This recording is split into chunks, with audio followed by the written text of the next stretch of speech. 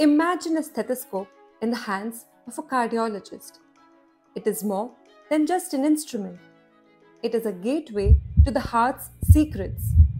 Each murmur, each echo tells a story of health or ailment, guiding the doctor's skilled hands to diagnose and heal appropriately.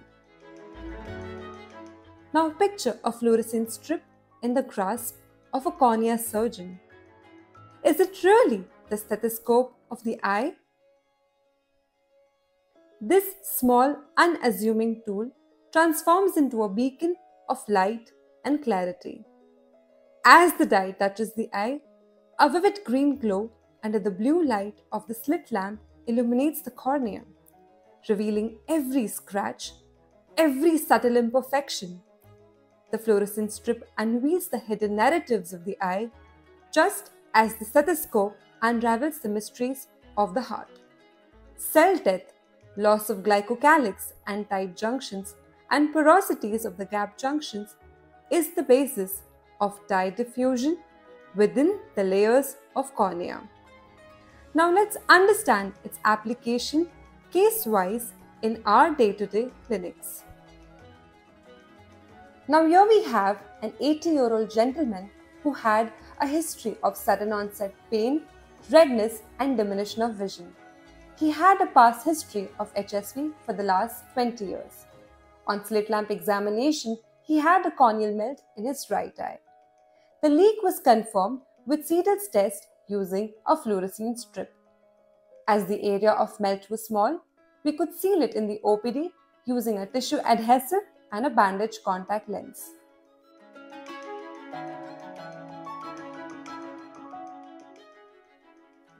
Coming to our next case, where we have a 45-year-old woman with a history of redness, watering and blurring of vision. On examination, she had 2 stain-positive epithelial defects with surrounding corneal edema. She was diagnosed to have HSV keratitis and started on antiviral medication. She failed to start her medication as advised and returned with geographical ulcer into making, which we can see with a magical wand. On restarting the medications, we could gradually see the resolution of her keratitis by 4 weeks. Now, how do we approach a case of a 45-year-old woman who comes to our clinic with irritation, watering and foreign body sensation with a normal-looking ocular surface? Under fluorescein stain, we can see punctate epithelial erosions and a reduced tear meniscus height. But is that all? Is there a missing link? And should we look beyond the ocular surface and take a deeper dive? Direct assessment of tear secretion is a test which allows us to directly visualize the tear flow through the lacrimal glands. When done on a normal healthy individual, we can see the gland ductules take up the stain and a good tear flow rate is also seen.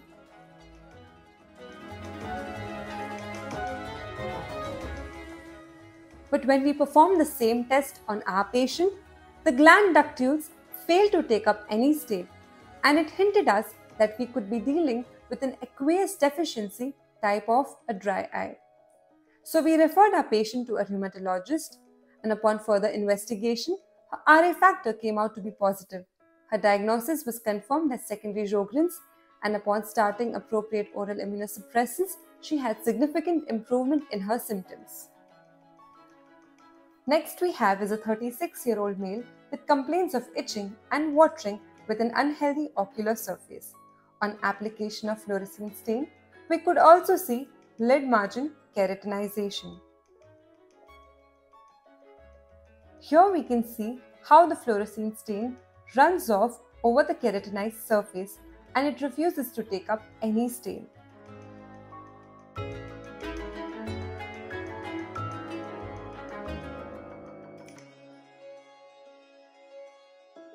For this patient, we planned mucous membrane grafting along with minor salivary gland transplantation. We also stained the oral mucosal surface to identify the right choice of minor salivary glands before transplantation.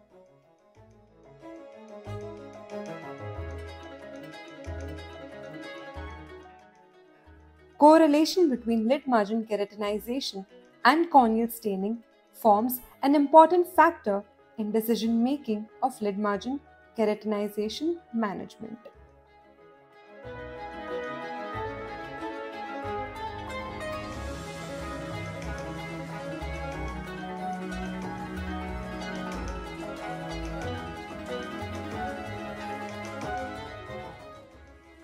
Indeed, a fluorescein strip is a third eye for the cornea surgeons. As we can see how the active papillae in this case leave an imprint over the cornea in the form of a shield ulcer. It also aids in assessment of ocular burns. Stain-positive bulbar conjunctiva is used in Dua's grading. It also helps in planning and management of ocular burns. It also helps in monitoring of epithelial healing in case of ocular surface burns.